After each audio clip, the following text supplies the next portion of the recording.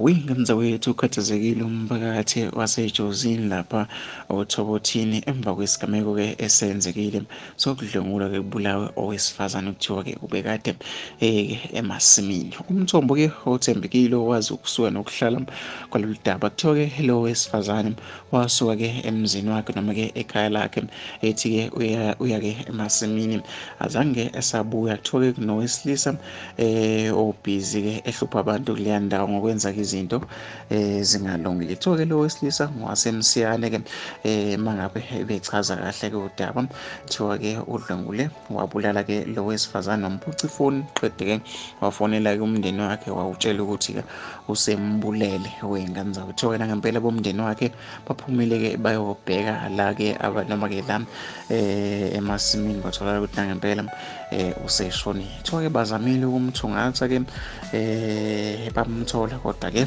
wabaleka wey'ngane zawo. Kuthiwa-ke lo wesilisa ungowasemsiyane, kanti-ke isigameko esifana nalesi asiqali kwenzeka kuleya ndawo njengoba kuthiwa wake wadlwengula-ke ingane yesikole kodwa-ke yaphunyuka yabaleka wangayibulala wey'ngane zawo. Abantu abaningi bayakhuluma ngalolu daba ey'nkundleni zokuxhumana. Mina ngifisa ukuthi ngizwe uvo lwakho nombono wakho ukuthi ucabangani-ke ngalolu daba. Hlangababa ku-comment section.